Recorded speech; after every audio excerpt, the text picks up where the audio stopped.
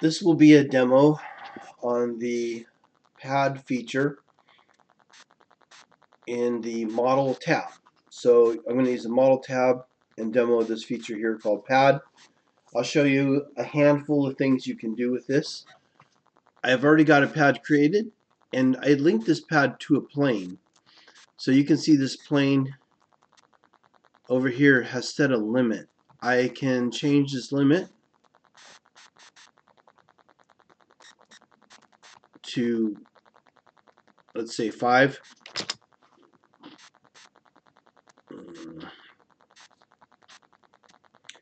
I think I mistyped that.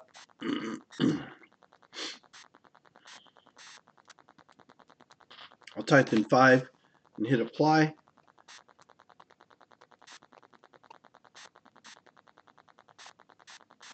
You can see that the plane moved and the solid also moves with it. So I'll select OK. I'm going to show you how I did that. I'll show you a couple things I did first, and then I'll show you that last. I will delete this pad. In fact, I'm going to delete the plane so I can show you how to generate that plane. So when you create your sketch, when you exit, the sketch by default is highlighted. It must be in the part body. If you put your sketch in the geometrical set, that's in the wrong place. Okay, and then when you create a solid, it's going to warn you and tell you shouldn't do that.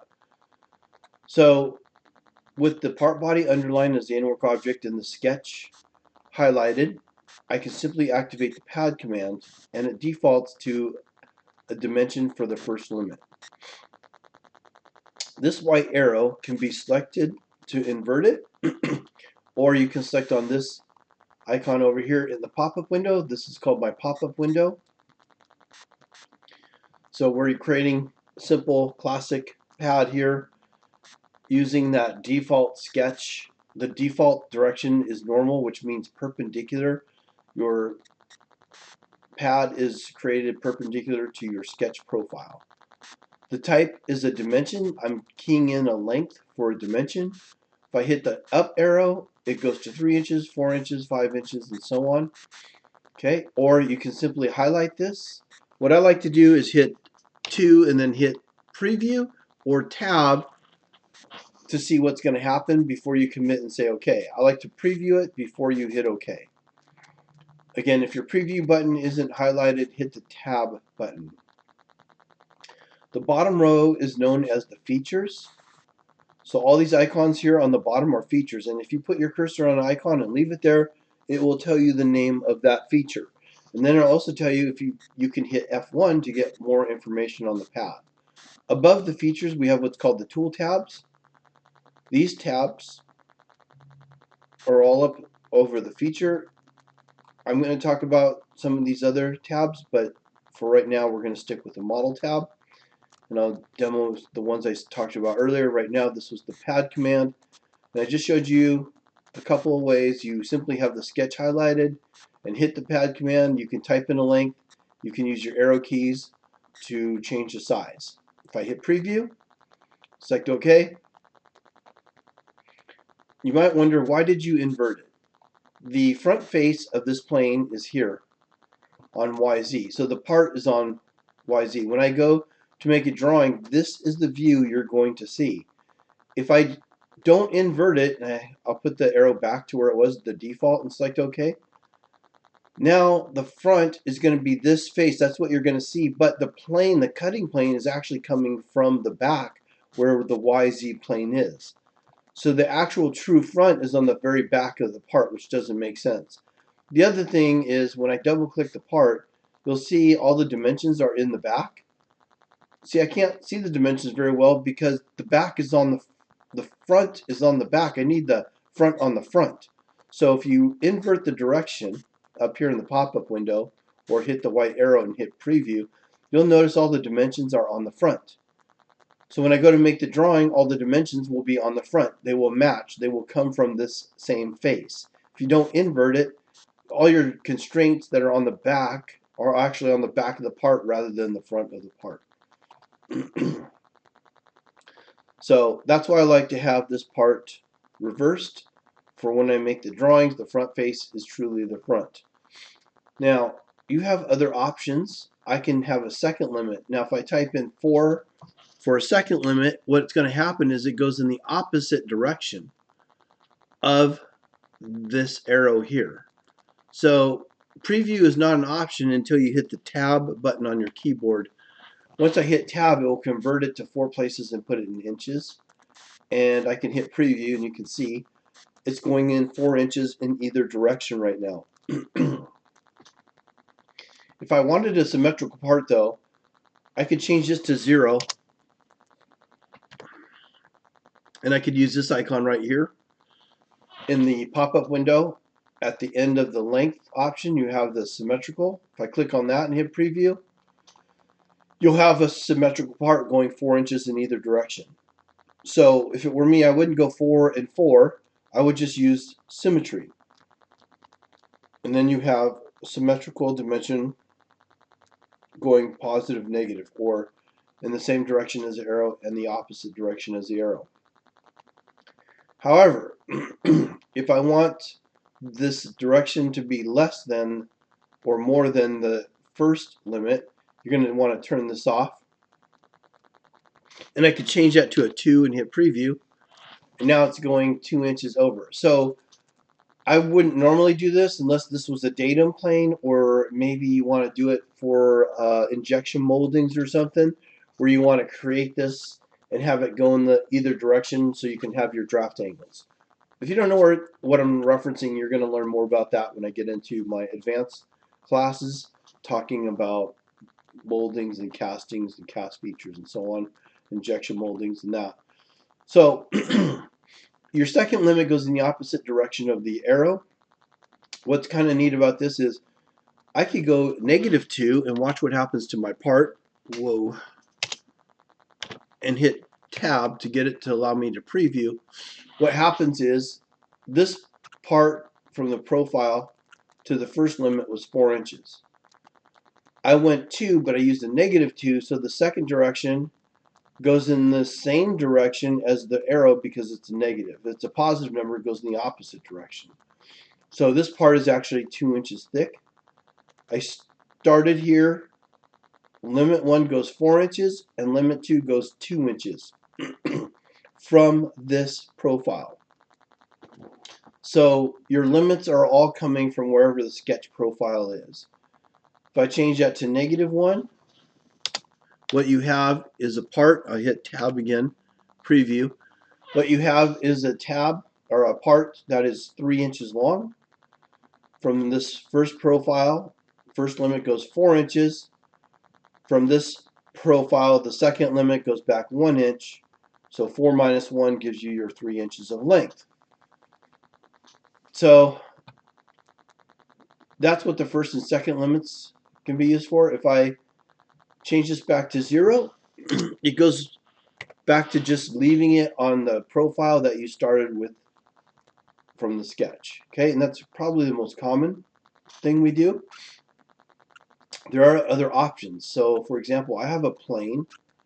Oh no, I deleted that. So if I want to go into a different limit besides the dimension, you have up to next or up to last. You can pick other solids and have it go link up to other solids. Or if you have a plane or a surface, we'll demo those in more advanced classes. But for this class, I will go ahead and demo up to plane. All right, so if I say up to plane, I can create a plane on the fly, but I'm not going to do that for this example. I'm just going to go ahead and cancel out of this and show you how I create a plane. So I'm going to hide the pad for a second. So I pull up my contextual menu by doing a right selection and I hit hide. I want to create a geometrical set, so I'm going to make that the in-work object. Points, lines, and planes go in a geometrical set. That geometrical set is often known as wireframe or construction geometry. If I'm making a solid, it goes into the part body. So let's say I want to make a plane.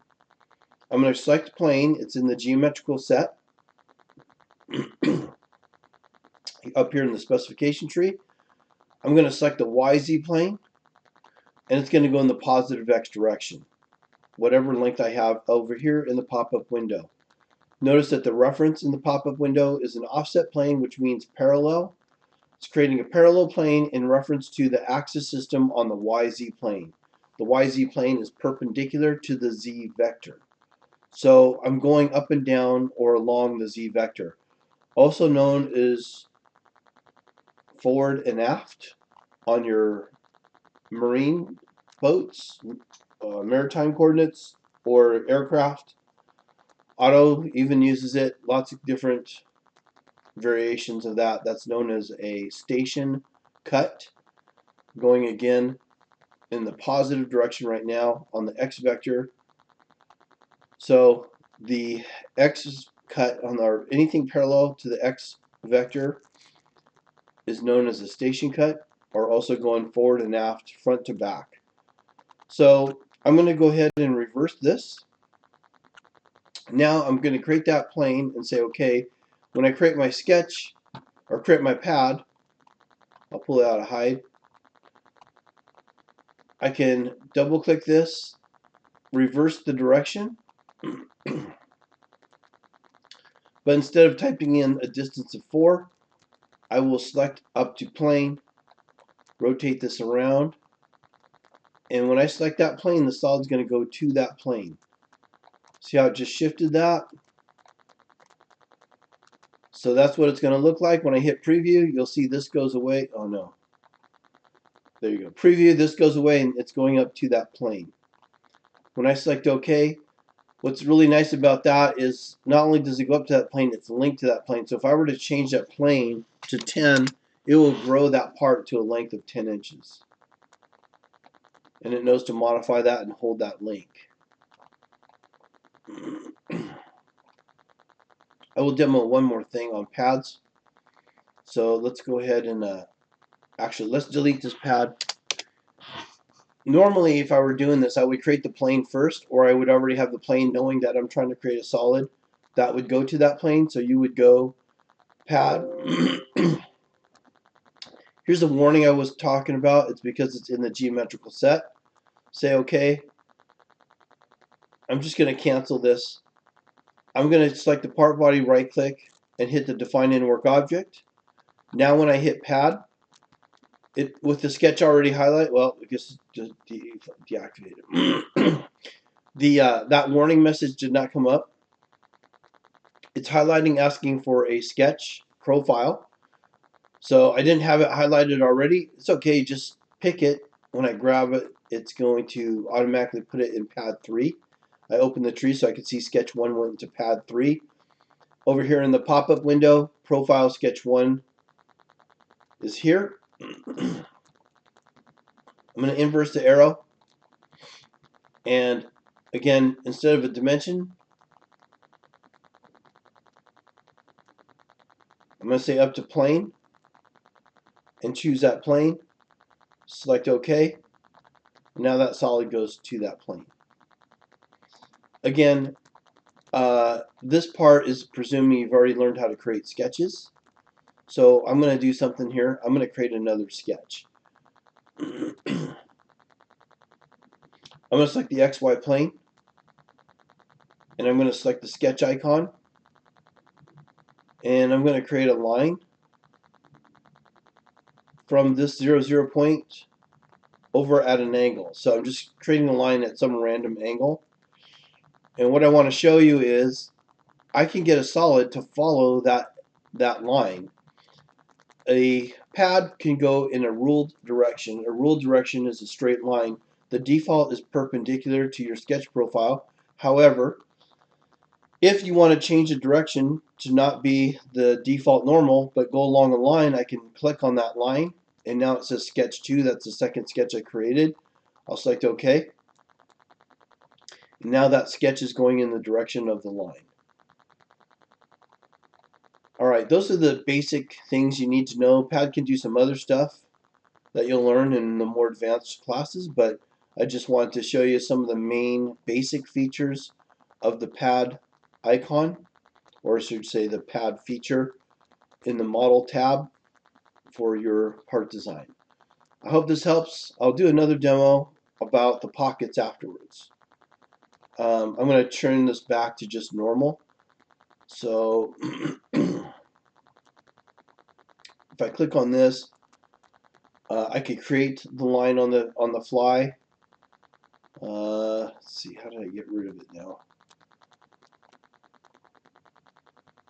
I'm just going to click on this again and hit preview. Select OK. All right, now I just got that. I switched that. Oh no, I didn't.